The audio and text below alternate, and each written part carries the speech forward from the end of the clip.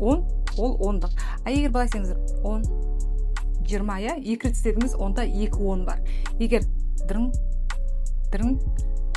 деп осылай жасап көріңіздер үйде.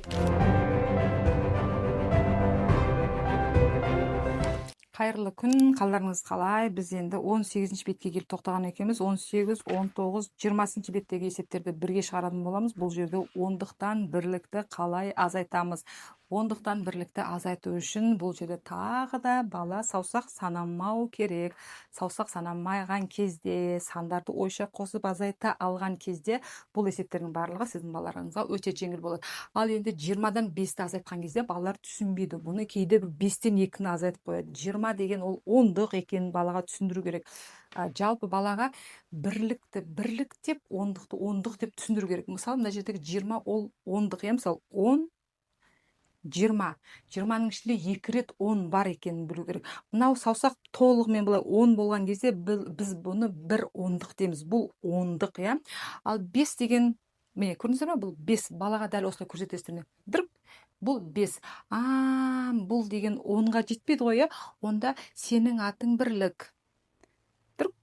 3, иә. Сен де 10-ға жетпейсің. Онда сенің де атың бірлік. 10-ға жетпеген санның барлығы бірлік. 4 ол бірлік. Осылай баламен жұмыс жасаңыздар, иә. 10 ол ондық. Егер былай десеңіздер 10 20, иә, 2 рет істедіңіз, онда 2 10 бар. Егер дырың деп осылай жасап көріңіздер үйде, иә. Ол не? 3 ондық. Значит, кейде мысалы 2 сыныпта 30 дейді, бұл жерде неше ондық бар бала түсінбей жатады, иә. Осылай түсіндіресіздер ғой. 30 дегеніміз міне 10 20 30. 3 рет 10 болған кезде ол 3 ондық. 3 рет 10 дегеніміз ол 30 дегенді балаға түсіндіресіздер. Ал енді мына жерде 20-дан 5 алу үшін 20-ның ішінде біз 2 10 бар екенін миға, балаға, үйше көзімізге көрсетеміз. Міне 10 біреу 2 рет 10 істегенде ол 20 болады. Енді қараңыздар, мына 20-дан 5-ті алу үшін барлық 20 бізге қажет жоқ. Бізде міне 20-ның ішінде 2 10 бар екен. Білетін балалар өздері азайта береді, бұл есепті біліп отырған. Білмейтін балаларға міндетті түрде осылай түсіндіреміз. 2 10 бар.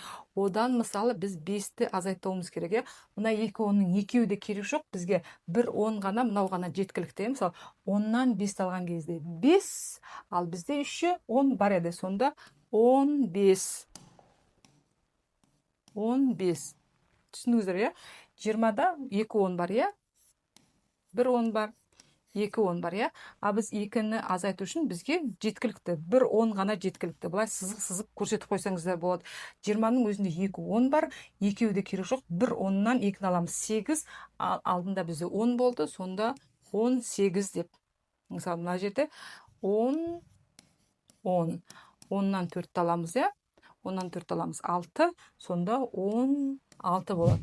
Енді біз бағандан бері YouTube арнасында есеп шығардық, иә. Ал сол есептерді одан ары дағдылану үшін, бала әбден өзі шығарып үйрену үшін не істеуіміз керек? Дәл сол есептер жазылған Сенің атың жылдамдығы естіген кітапты біз Каспий дүкенінен ала аласыздар. Әр сыныпқа арналған, 1-ші сыныпқа арналған, 2-ші сыныпқа арналған, 3-ші, 4-ші сыныпқа арналған кітаптар. Одан бері бізде көбейту жаттайық деген кітабымыз бар. Бұны Каспийден штучно ала аласыздар. Оптым алған жағдайда сынып жетекшісіне бір кітап тегін беріледі. Және Қазақстан бойынша жеткізу тегін. Ал бірінші әбден мына кітапта мен тек қана 20-дан азайту деп 20-дан азайтуды беріп қоямын, оған бала әбден үйренеді. Одан кейін 30-дан азайту, 40-дан азайту, 50-ден азайту деген есептерге келген кезде балалар мына 30-дан 3-ті алып тастаған кезде алдындағы ондық 20 болатын білмей жатады.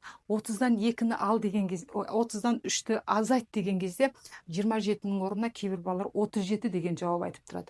40-тан 2-ні азайт деген кезде 38-дің орнына балалар 48 деген жауап айтып тұрады. 50-ден 5 азайт деген кезде 45-дің орнына 55 деген балалар жауап айтып тұрады. Ол үшін осы дәптердің дәл мына есеп бізде 19-ші бетте тұр. 19-ші беттің төбесіне мен ондықтарды жазып қоям, балалардың көздеріне көрсетіп былай жазамын. Қара, 10, 20 айт деп өзіне айттырам. 30, одан кейін қандай сан? 40, одан кейін қандай сан? 50, одан кейін 60, одан кейін 70, одан кейін 80, одан кейін 90, одан кейін 100. көрдіңіздер ме? Осы 10, 20, 30, 40, 50, 60, 70, 80, 90, 100 деп санай алмайтын да балалар кездесіп жатады, иә. Солай санауға үйретіңіздер үйде, жақсы ма? Так, енді 30-дан 3-ті азайту үшін бұл 30-дың алдында қандай ондық болады? 20 деген ондық бар, иә. Солай қарай біз кеміп кетеміз, солай қарай азайып қаламыз дегенді айта берсеңіздер, балалар кәдімгідей түсіндірген нәрсенің барлығын түсініп алады. Енді 30-да бізде 3 10 бар, иә. 10-нан 3-ті алған кезде 7 болады. Ол қайда кемейді? 20-ға қарай кемейді. 27 ойша азайталса, көре алса ондықтарды солай азайтыңыздар. Көре алмай жатса, прямо осылай жазып көрсетіңіздер. 30-дың ішінде міне 3 10 бар. Барлығы бізге керек жоқ. 3-ті азайту үшін бізге 1 10 жеткілікті. Мына 10-нан 3-ті алғанда 7, сонда бізде 10, 20, өзіміздің алдындағы санымыз 20 бар еді. Енді мына жерде 10-нан 3-ті алған кезде 7 болды, сонда 27.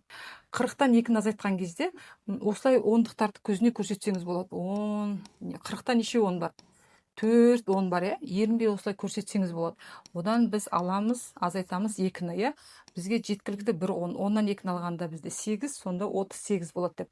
Немесе 40-тан азайтқан кезде, мысалы 40-тан біз 2-ні азайтқан кезде 10-нан 2-ні азайтамыз 8, енді 40 кемейді алдындағы ондыққа деп.